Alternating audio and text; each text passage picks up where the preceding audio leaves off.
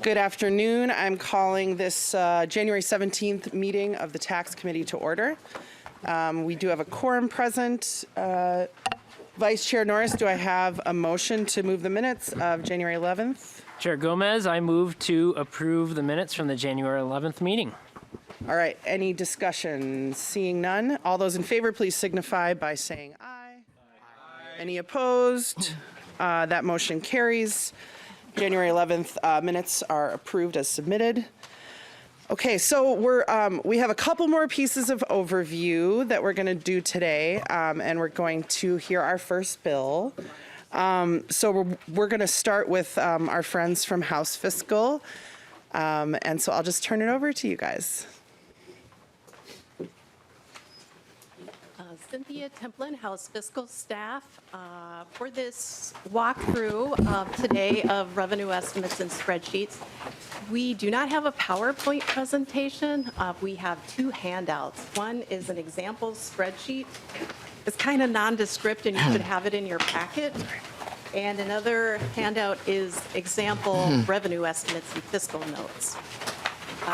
My colleague, Ms. Schill and I will be starting with a quick kind of primer of revenue, of spreadsheets to start, and I will be going over the revenue side of the spreadsheet in your handout. How is my volume, Madam Chair? I'm getting a thumbs up from some members, but maybe a little closer. Thank you, Madam Chair, members. All right, proceeding to the spreadsheet. Today we will be giving kind of a 1.0 primer on the spreadsheet to provide context and discuss the purpose of tracking sheets. As you know, Taxes is a finance committee, and the committee considers tax and spending proposals. Bill proposals will be tracked throughout the session by fiscal analysts in comparing the cost of those proposals to current law. When the governor's budget is released next week, a spreadsheet will be developed to compare the changes to current law. Spreadsheets are updated again when the House and the Senate update their omnibus tax bill. So with that, it is important to understand what is current law. Current law revenue or tax revenue and expenditures are forecast by MMB twice a year. And in checking with the legislative librarian, since 1994, MMB has been required to produce forecasts twice a year in November and February. So the state has seen 28 years of forecast from MMB. The forecast reflects a continuation of current law and projected growth in the national state economies for revenues and expenditures. The MMB forecast is based on national and economic data such as GDP, unemployment, wages, and household information. And now, if we turn to the spreadsheet, looking at the spreadsheet, you can see on line 3, it shows 3 biennia of current law tax revenue information. Ms. Templin, could you just hold on a sec? Do people have this spreadsheet? Yes. Okay, cool. It was in with the bill. It might be in with your bill, not in your main green folder. I know, I'm sorry, Representative Koznick. We're gonna do better in the future, I promise.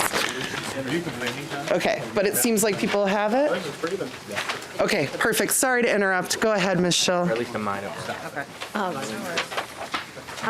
Now, looking at the first page of the spreadsheet, column A shows the current law revenues for fiscal 22-23, which is the current biennium that ends on June 30th, 2023. Current law revenues for the general fund are $57.3 billion. In column B shows the projected general fund tax revenues for the fiscal 24-25 biennium of $57.817.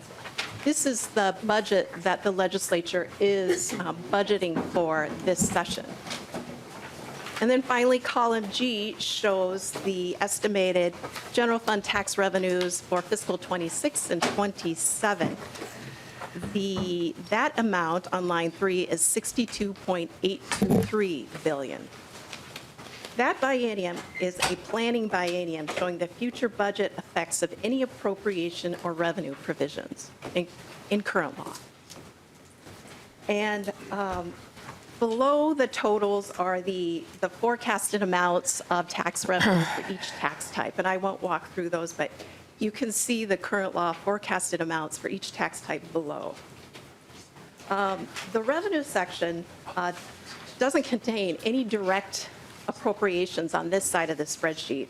It shows only revenue collections forecasted each year and refunds. And refunds will show up as a negative because they're a cost. Since it shows only revenues, there are no base appropriations on this part of the spreadsheet. Just to repeat again, this spreadsheet will, on the revenue side, will be updated at the end of February when the February forecast is released, and again when the governor's budget is released, and when the omnibus bills are released. The spreadsheet will show the changes, the proposed changes, the revenue impact relative to current law. If you have any questions about the spreadsheet, please ask a fiscal analyst, or if you have any questions about current law tax revenues, we should be able to answer that. These spreadsheets are posted on the House Fiscal Analysis Department website. Now I'll turn to my partner, Ms. Schill, to discuss the expenditure side. Good morning, Madam Chair and members of the committee. For the record, Kathy Schill, House Fiscal Analysis. If you think about the spreadsheet like a book, you just heard Chapter 1. Chapter 2 is the spending side. And so on pages, it's also listed page 1 and page 2, but at the bottom right-hand corner, you can see general fund, property tax aids and credits. That gives you a clue that you're on the appropriation side, you're on the program spending side of the spreadsheet. The structure of this side of the spreadsheet is the same as tax revenues, but right under the header, okay, so if you look at the very top, you're going to see this statement. Positive numbers are program expenditures or revenue losses. Negative numbers are cost savings or revenue gains.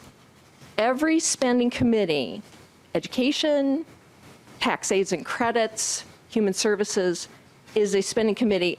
All of those numbers are positive. They are costs as we budget. And that's different from the revenue side of the spreadsheet. If you have any questions, always ask a fiscal analyst. Now, if you go down the page, you will see program expenditures here are all from the general fund. And the sheet is segmented into 4 sections. So, for example, tax refunds are on lines 2 through 10. Tax refunds represent about 40%, a little over 40% of total spending for revenues, aids, and credits. The second section is local aids, lines 12 through 39. That's where you'll find local government aid, county program aid, and other aids. The age section represents also about 40% of total spending. The third section is property tax credits, lines 42 through 58. And then there are 3 other sections. If you continue on to page 2, you'll see taconite tax relief, aids and credits, local pension aids, and other aids and one-time appropriations. And that last section can include a variety of other kinds of spending items. Total spending is reflected on line 98. Tax refunds, aids, and credits. If you look in column D, line 98, you'll see total spending forecasted for the fiscal year 24-25 biennium, just under $4.5 billion. And one last note, for any item on the spending side of the spreadsheet, there is a catalog of tax aids and credits and refunds. Each item listed on the spreadsheet is an entry in the catalog. It gives you a thumbnail description on what the item is, where you find it in the law, and how much has been spent for a period of 8 years. And now, revenue estimates. Great. Moving forward, Madam Chair, now we would like to discuss revenue estimates, another primer, kind of 1.0 on kind of how to read a revenue estimate. And so with that, let's start with kind of the purpose of a revenue estimate. The revenue estimates provide the fiscal impact of proposed changes to tax laws, or a revenue estimate also estimates changes in tax-related aids and credit expenditures. The latter type of estimates are mostly in division. Ms. Revenue Templin, estimate- sorry, just a second. This is what we're looking at right here. It says sales and use tax, sales by state agricultural societies. So we're sort of just using this as an example. Thank you, Thanks. Madam Thank you. Chair, for highlighting that, the document that we're working off of. Again, the revenue estimate is not a fiscal note, and we'll get into that a little bit more later. Revenue estimates also only measure direct impacts to tax laws. They do not measure secondary impacts. House fiscal staff rely on official revenue estimates from the Department of Revenue for tracking the impact of proposed law changes. So with that, let's look at the revenue estimate and how it's structured. There are 4 sections in the revenue estimate. There's the fund impact, the description of the current law, a description of the proposed tax changes, and there's a revenue analysis details section. And then in property tax estimates, there is an evaluation of tax policy. So let's begin by discussing the proposal for House File 4640. I thought we would just use this bill as and estimate as just an example, because it's pretty straightforward, and it's kind of a good kind of estimate to start from, because it doesn't have too many interactions in it. So House File 46 allows the State Agricultural Society to retain sales tax it collected in calendar year 22 and 23 on sales of tickets during or prior to the period of the annual state fair. That was the proposal in House File 4640. The revenue estimate also provides a description of current law, so that's provided for context. And then just above that is the fund section. The fund section shows the revenue impact or the cost for 2 biennia, or the cost over the budget window, the forecast window that is projected by MMB. First, you see the impact to the general fund. And in fiscal 23, you can see this proposal is estimated to have a $2.8 million general fund revenue reduction in that year. The estimate also provides information about the revenue reduction to the legacy fund. The legacy fund is constitutionally dedicated. This is the 3/8% on the sales tax. And this proposal is estimated to reduce revenue in that area by $200,000. For a total estimated revenue reduction of $3 million in fiscal 23. As you can see, there's also a revenue impact in fiscal 24, but no estimated impact in fiscal 25. So in the fiscal note, in the revenue estimate, compared to a fiscal note that prepared by LBO, the revenue estimate does not contain the fiscal impact of any operational changes to a state agency. In most instances, the revenue estimate does not have any administrative costs contained in the estimate.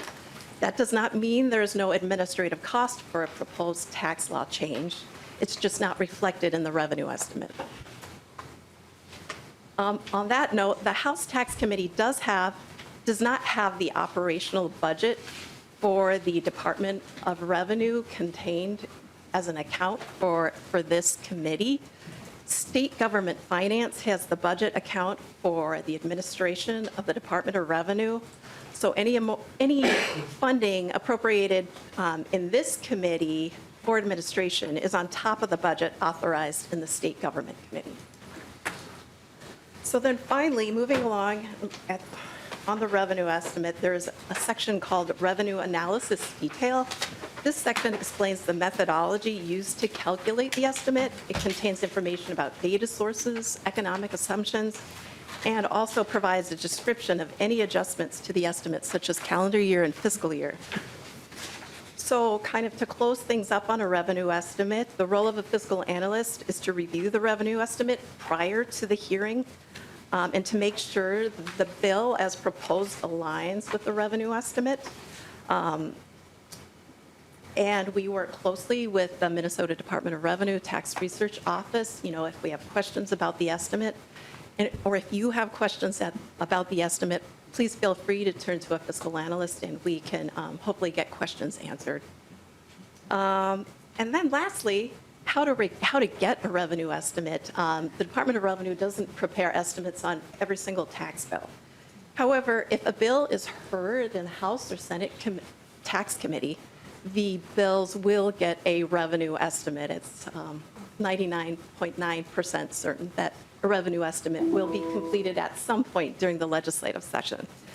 And then, in addition to revenue estimates that are completed on bills that are heard in committee, sometimes revenue estimates are also heard on proposals, like draft proposals. If you would like to have a proposal estimated in a confidential way, please contact a fiscal analyst and we can submit that proposal to the Department of Revenue.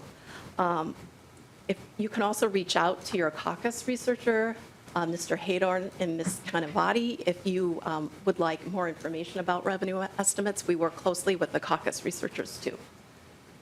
And that's all I have for revenue estimates unless there's questions. Any questions from members for our fiscal staff? All right, not seeing any. Thank you so much, Ms. Schill and Ms. Templin, for joining us today and walking us through that information. Oh, should I ask them? Oh, sorry. We're going to go through the fiscal note now. My bad, we're not done yet. Ms. Schill. Madam Chair and members, Kathy Schill once again. I was just conferring with my colleague Cynthia Templin. There are times that you might have you might see in a bill, in the packet for a bill, more than one revenue estimate. And that is because the content of the bill might have a revenue impact and a property tax aids credits refund impact. And why could you have more than one estimate for that? Because the Department of Revenue actually has two sections to their research staff. And so the research staff, because there's either a state tax or a property tax implication, might each have their own revenue estimate. Once again, if you have any questions on why all of this information is coming to you on a single bill, please ask us. I will give you a brief overview of fiscal notes, but I will tell you first, revenue estimates maybe 90% of the time is what the tool that we use, and a fiscal note is maybe 10% of the time. And you have an example of each one in your packet. They look extremely different. And so that's your first clue on what you're looking at and what tool you'll have. For those of you who have not had the experience of a fiscal note is an official estimate of state government expenditures or non-tax revenues resulting from proposed legislation. A fiscal note is prepared by one or more state agencies impacted by the bill, and the fiscal note process is managed by the Legislative Budget Office. Okay, so for revenue estimates, it's the Department of Revenue. For the fiscal notes, it's Legislative Budget Office. And that's governed by Minnesota Statutes 3.98, addressing fiscal notes, requiring the head of any state agency, even the Supreme Court, to prepare a fiscal note at the request of the legislature. State law also defines minimal requirements in a fiscal note. Okay, so what does all this mean? For the tax committee, a fiscal note is needed only when a tax bill would cause a change in state agency administrative costs. An example of that would be adding more staff to the Department of Revenue for enhancing compliance audits. That's a typical example. The other case would be when there is a change in state agency revenues that are not collected by the Department of Revenue. Okay, what could that be? The example I have here is a change in licensing fees, maybe for the healthcare access fund. But it could be a variety of different things. The key point is it's a different kind of revenue other than what is monitored by Department of Revenue. And as Ms. Tomplin mentioned before, sometimes a bill can have both a revenue estimate and a fiscal note if you are uncertain about any of the cost impacts or revenue impacts, please ask us. And one more thing I would like to point out before I get to the example, please bear with me. Generally speaking, most taxes and tax relief programs are based on a calendar year or payable year, which spans from January 1 to December 31st. While the state budget is done on a fiscal year starting on July 1 to June 30th. So revenue estimates and fiscal notes go through this fiscal year, I would say, conversion and for use in our budgeting process. And we really run into this, like when you change the state general levy, for example, the way that the state general levy is levied, and that's something that I work with on a regular basis, January 1 through December 31, but actually when you see the impact on a revenue estimate, it looks very different than what you see in an overall levy. So please, once again, bear with us if we have to explain in the conversion process what the actual impact on the state budget would be, whether it's a revenue impact or an administrative impact. Now, Madam Chair, I've got a question for you. We included a sample in the packet, but today's bill actually requires a fiscal note instead of a revenue estimate. Okay. And so Caught that. you caught that. And so instead of using the easy example that we had for free filing, we will use Representative David's easy example Great. for the taxpayer receipt. Now, that looks like, okay, once again, a proxy for House File 231, Representative David's bill, is kind of an old fiscal note. It's 8 pages long. And it's actually House File 1763 from the 2019-2020 legislative session. Do you all have that? Yes. And Madam Chair. Be in the green folder with the bill that we're going to hear today, 231. And the author is Paul Marquardt, Representative Marquardt. You might have heard of him. Yes, Ms. Madam Templin. Chair, I just want to add quickly to that a fiscal note has been requested based on the 2023 version of the bill proposal by Representative Davids. That fiscal note is in process. The fiscal note that you have before you is almost identical to Representative Davids. Thank you, Ms. Templin. Madam Chair. Representative Davids. I don't think there's any laws in committee about plagiarism, is there? Not that I'm aware of. I mean, although we haven't established rules, but I'm pretty sure everything's at the discretion of the chair, as you said, right? This is the rule right here. You got that right, Madam Chair. Set up quickly. Didn't have to tell me twice. Ms. Templin, or Ms. Schell, excuse me. So I'm going to try to do this in 2 minutes. This part of the fiscal note is the header. It has standard information about the bill, including the legislative session, the bill number, version number, which is important, and a description. So this would be House File 1763, version 1A, taxpayer receipt established. Okay, so that's basic information. This little box over here on the right-hand side saying state fiscal impact. And you'll see all those little boxes. That's helpful to better understand what kind of impact you might have. And this is important for us because in line 3, it says tax revenue. So what that would mean, and this particular one, it's X'd in the no column, but if it's X'd in the yes column, that means you would look for a revenue estimate also. Likewise, in the revenue estimate, there's that little box on the other side, it does the same thing. So that gives you a clue if you need both documents to have a full picture of the impact of your bill. Okay, and the main meat of the matter is this middle section that's shaded, and there's a big black box at the bottom.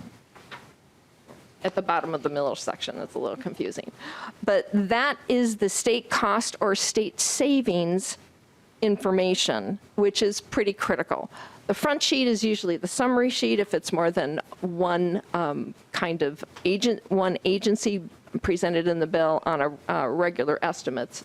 You'll always find that information in that big black box is the bottom line. In this particular instance, there are 2 state agencies impacted. The lion's share is the MMB cost impact of about $100,000 in the first year of the biennium, and then ongoing costs of $47,000 in the ensuing years. And then there's a slight cost to the Department of Revenue. It's the coordination of the admin. And so the total cost you'll find in that black box. And then additional information includes FTEs and your LBO contact. In this particular one, it says Legislative Executive Budget Officer. That's because this is an old note. MMB used to do it. It is now Legislative Budget Office. And additional information is always included in the estimate. Madam Chair, unless there are questions, that concludes the presentation of the fiscal note review. And Madam Chair, Ms. just to add on to Mrs. Schill's description of the fiscal note, as you can see in the fiscal note from 2019, there is a cost to MMB of $100,000. And in 1 year and $47,000 in subsequent years. There is appropriation language in the bill. The fiscal note also shows that the Department of Revenue is showing a cost for the proposal. There is not an appropriation in the bill for those costs, and those costs would need to be added to the bill if that is something that the author would want to do or the committee later on during session. I just wanted to highlight that. Thank you. Thank you for that, Ms. Templin. And yeah, Representative Lee. Thank you, Madam Chair. I just wanted to ask a clarifying question.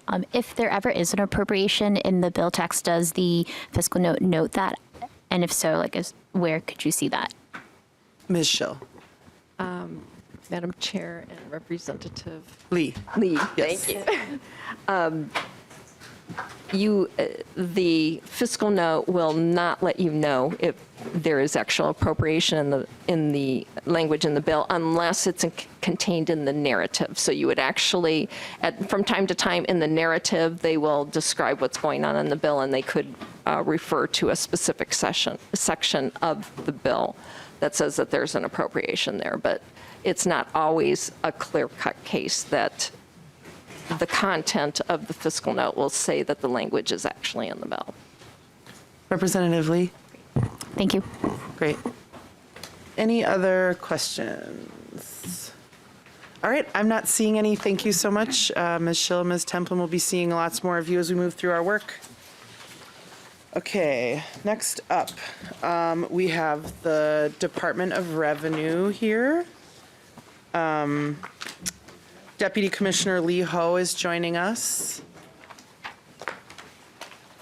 And Ms. Bears, it looks like.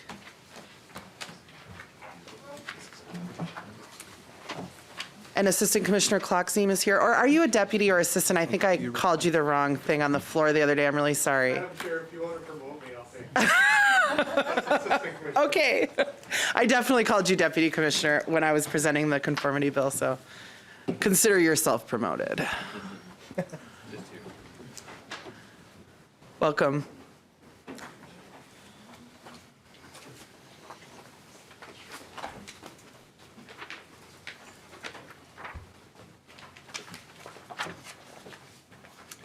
All right, Deputy Commissioner, take it away. Madam Chair, members of the committee, for the record, my name is Lee Ho, Deputy Commissioner at the Department of Revenue. I want to say on behalf of Commissioner Marquardt, who he sends his apologies for not being able to be here today. With me is John Clockseam, our Assistant Commissioner for Tax Policy, and also joining us is Joanna Bears, our Legislative Director, who's in the audience today. So first, I want to thank the committee for its fast action on the conformity bill.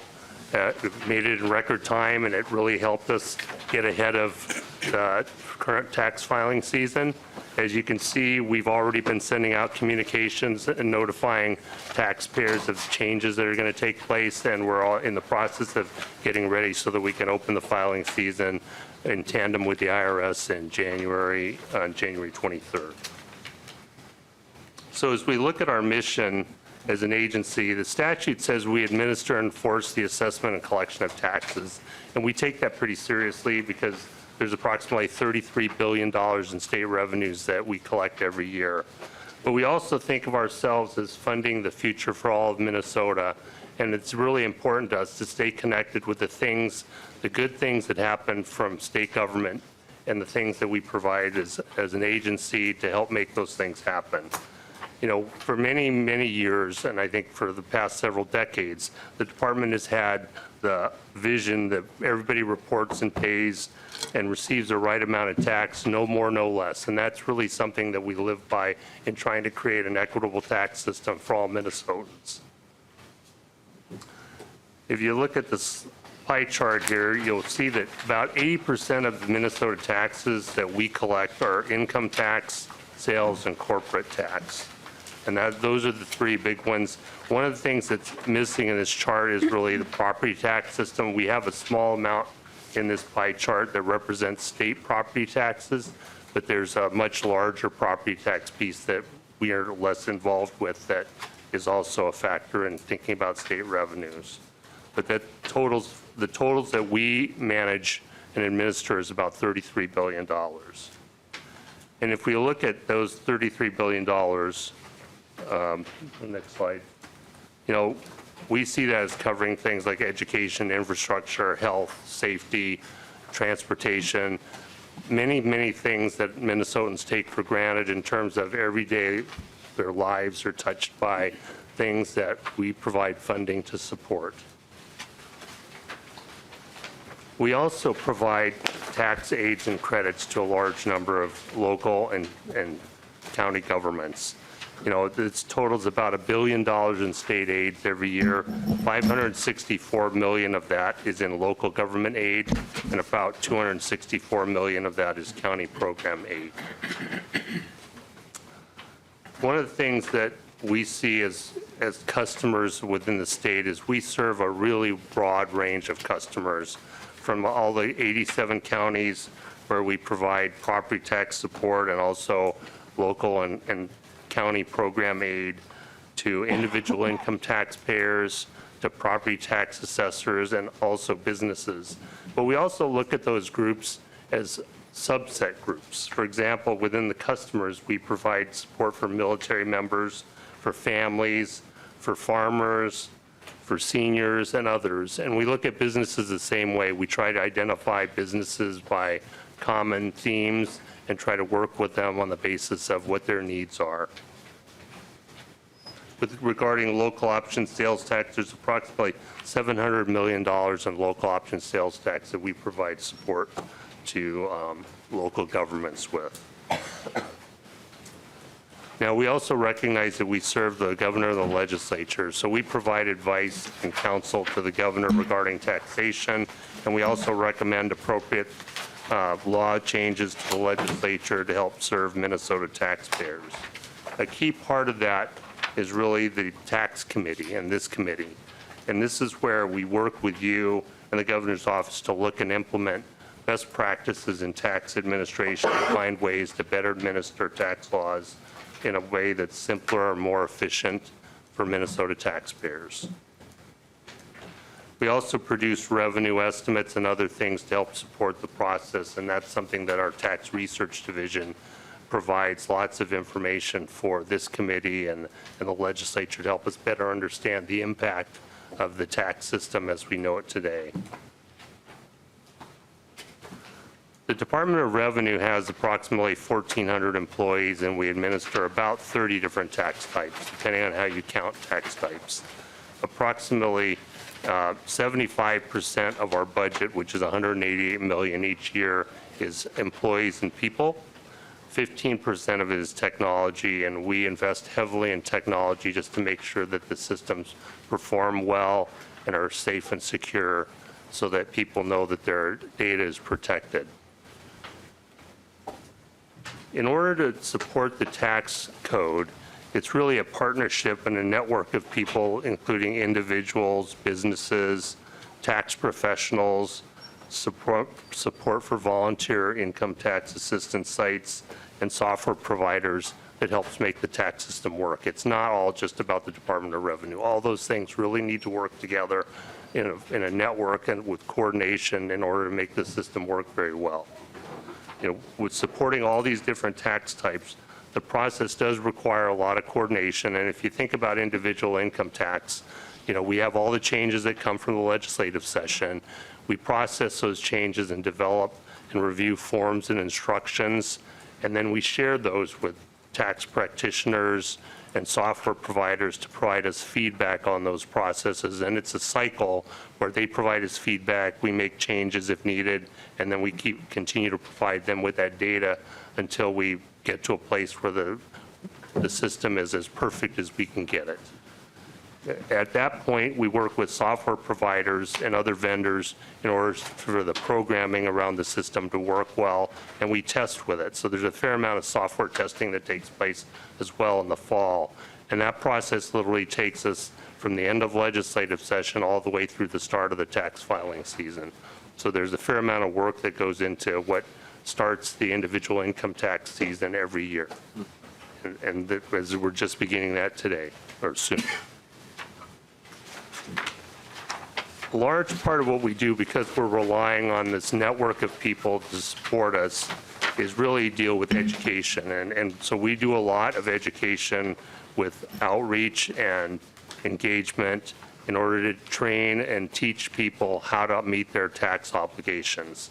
And with the different tax types, we're continually trying to update the information that we provide and prepare and try to reach out to people, especially if there's areas where we know there's challenges with compliance because there's a particularly complicated part of the tax code. We also try to engage the community a lot when there's special things that are happening, and a couple of those things, like the conformity with unemployment insurance benefits or the Paycheck Protection Program loan forgiveness, those are particular areas where we needed to work with taxpayers. And all told for that, we adjusted 540,000 returns in order to help meet the compliance needs there. That's one of the reasons why early conformity was really important to us, because when you conform after something's already been done, it requires adjusting all the returns that are affected by that, and it creates an additional burden either on the taxpayer or on the department in order to make those changes that are needed. At the same time, we're also trying to prepare for the next tax filing season. We also have a couple of offices that really are designed to support the taxpayers. One is our Office of Public Engagement, which is a place where we can develop relationships with different organizations and communities to help us better understand how the tax system affects different businesses or individual communities, and give us better perspective on how we can make changes or how we can recommend changes that will make things better for Minnesotans.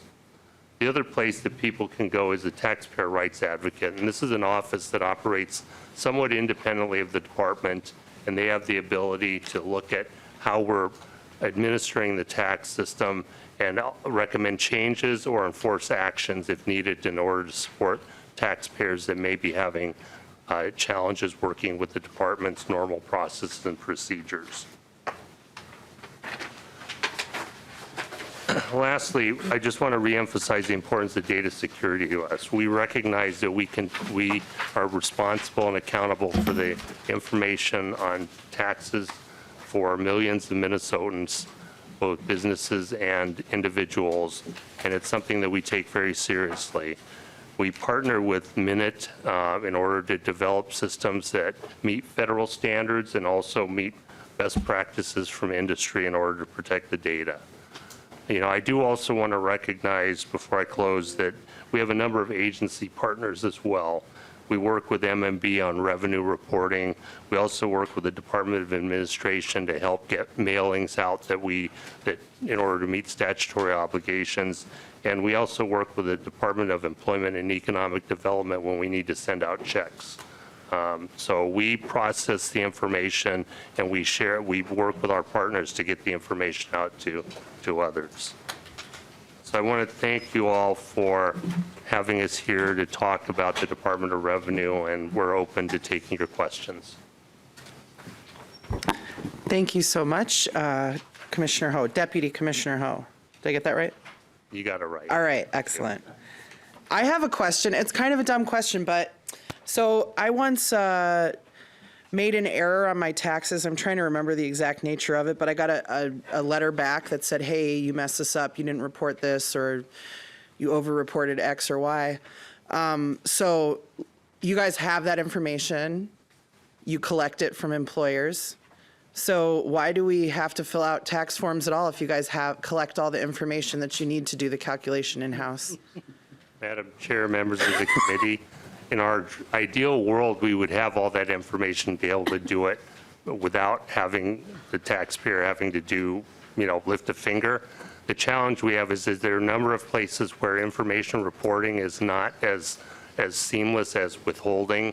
So, and if you have any additional deductions or income that's not reported through the automated systems, we don't have any way to verify that. And so therefore, we ask you to provide us that information just so that we can sort of reconcile the difference between your income and expenses and what we have as records.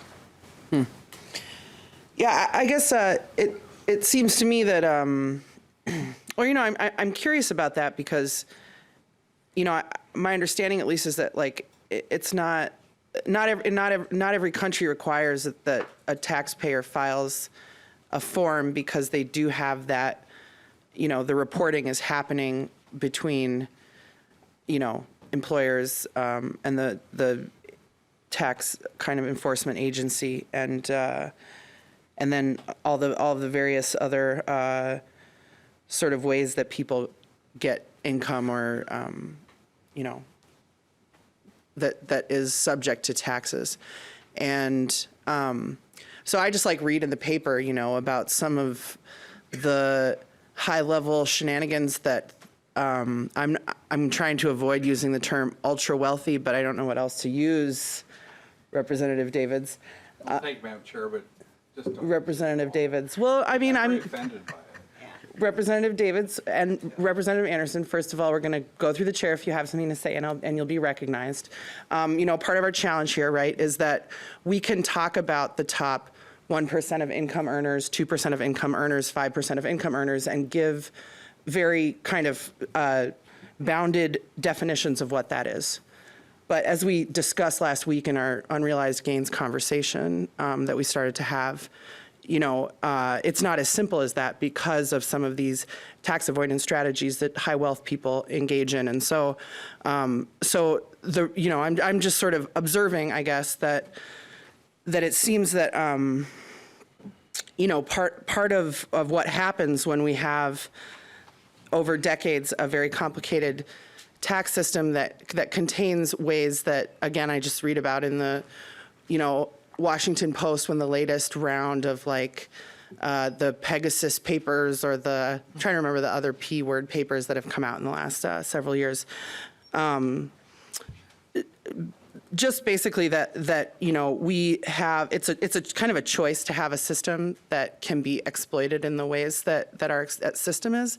And I'm really interested in figuring out ways to make it more equitable between regular working class people who collect a paycheck and those who, kind of rely on more exotic financial instruments, and as Representative Smith talked about, you know, that the main form of spending would come via borrowing against a fortune that the gains from which you never realize.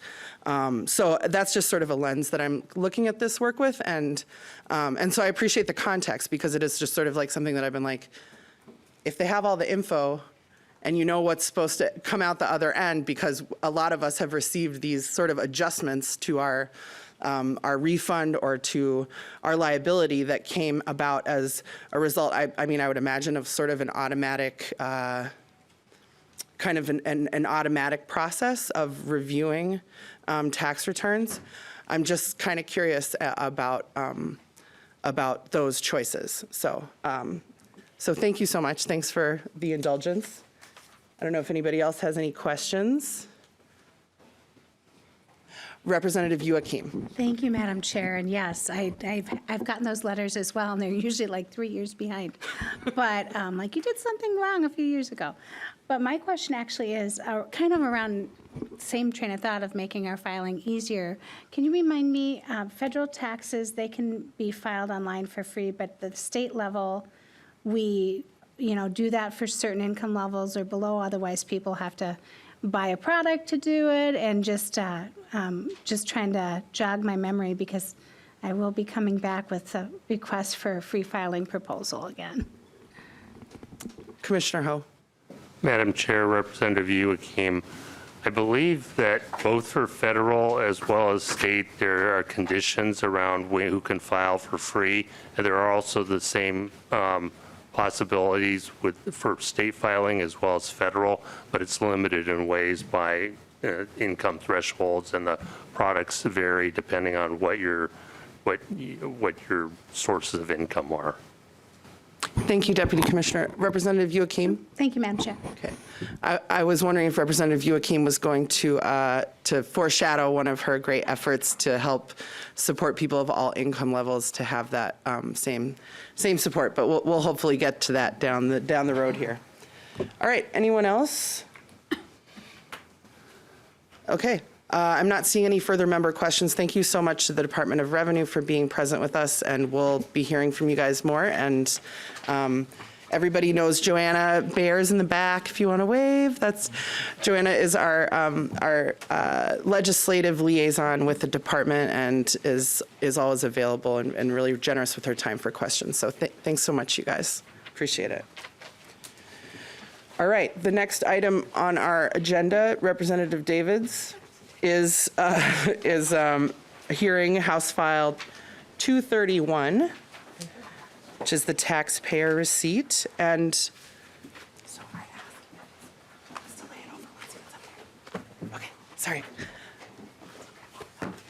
This is my first time doing this part. So, Representative Davids, do you move that House File 231 be laid over for possible inclusion in the omnibus tax bill? So moved, Madam Chair. Excellent. So Representative Davids has moved that his bill be laid over for possible inclusion. Please present your bill, Representative Davids. Well, thank you very much, and I'll give a brief overview, then maybe we can call on House research to actually say what it means here. So in House File 231, this is a bill where the goal is for taxpayer transparency. We create a receipt system to create more accountability and transparency for taxpayers within the system. That's what this bill does. A little history here. This bill was carried in the past by Chair Marquardt, and I would like officially to hear the department's position on this bill. And also, you'll see that there's a cost in your nonpartisan House research summary on House File 231. It's $100,000 and it goes to $47,000. I would just suggest that the department just absorb that cost, which I think would be a good thing. And just remember, members, too much of a good thing, well, it's a good thing. And so I would really appreciate you supporting this bill. Maybe House research could give us a little more as to what it does, but that's basically what the bill does. And, Madam Chair, I would never criticize you in any way, but you made a comment that kind of made me shiver a little bit. when you said that you had a dumb question. Chairs have no dumb questions. That does not exist. Thank you for clarifying that, Representative Madam Chair, Davids. it was a very good question. Thank you. And turning to Mr. Williams. Chair Gomez, Representative Davids, and members, there's sort of two pieces of this bill. There's a requirement for the Minnesota Management and Budget, and then also a requirement for the Department of Revenue. Section 1 of the bill deals with the MMB piece of that. They have to, the bill requires them to publish and annually update an interactive taxpayer receipt. The receipt would describe the share of state general fund revenues or expenditures represented by major expenditure categories, such as transportation, health and human services, education, and so forth. And it would also, based on the user's income, which would be input by the user, estimate the amount of income tax, sales tax, alcohol, tobacco, and motor vehicle fuels tax paid by the user. And it would also require the interactive receipt to display data on performance goals. The piece for the Department of Revenue is Section 2 of the bill, and that just requires the Department of Revenue to allow individual income tax filers to opt in to receiving information about the receipt, either through email or U.S. mail. Section 3 is the appropriation, which Representative Davids mentioned. It's a $100,000 upfront appropriation in fiscal year 2024, and then it's the base is $47,000 ongoing. Thank you, Mr. Williams. Representative Davids. And thank you, Madam Chair, and you'll notice I'm sitting up here with all my friends. And so I'm not aware of anyone that wishes to testify, but I'm at your discretion, certainly be open to anybody who wishes to testify for this bill, not against it. And you'll notice that we, with concerns, we'll say, you'll notice that I picked the top 5 tax areas, that could go to 6, 8, 4, whatever the committee would decide, but those are the 5 major ones, the top 5. Great. Thank you, Representative Davids. Is there any member of the public that wishes to testify on House File 231? Please approach the stand and introduce yourself for the record and offer your testimony. I didn't mean to say approach the stand. That sounded really like we're in court. I know. Testifying table, there we go. I'm going to just be brief. I've been around here a long time. My name is Mark Hughes, and I'm just a lowly member of the public. But I've been around here a long time, and I have watched Representative Davids work. And I hope by now most of you know I've supported him in a lot of ways. And anything we can do to better our tax structure or make a more livable community tax-wise for people of the state of Minnesota, which we serve, I support, and I'm going to support this. But I also am kind of, want to make one more comment quick. I'm a little shook up today because I don't think it makes a difference if you're in the top 5%, the 139%. If we're working, we all pay taxes. And I'm going to probably make a lot of people mad, but I'm upset enough today to say maybe we should take a look at a flat tax, be it federal or state or anything, but maybe we should start addressing it. Thank you. Thank you very much. Is there anybody else who wants to testify in House File 231?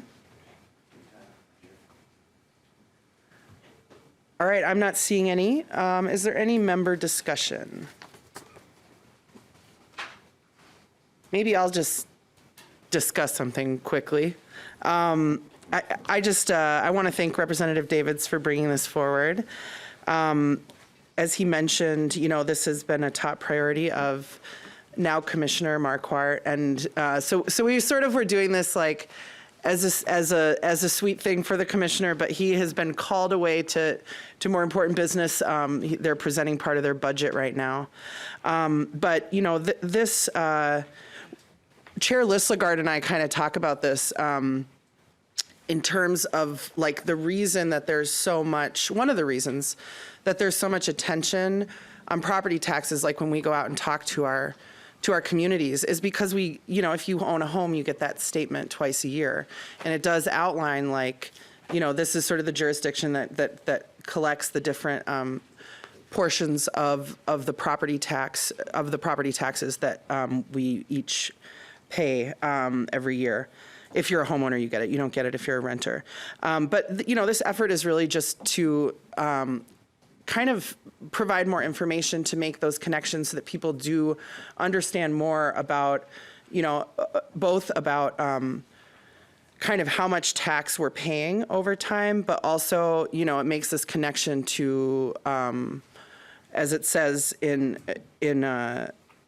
as we were talking about in the overview, about like what your taxes get you, like what do they buy in the world, and what are the sort of, to help people think through, what are the things in our communities that we all rely on, that every individual and family and business in our community knows that, like, we need our streets to be of a decent quality, we need them to be plowed, we need, someone to answer the 911 call when we make a 911 call, and we need, education for our kids. So yeah, just my gratitude to Representative Davids for bringing this bill forward.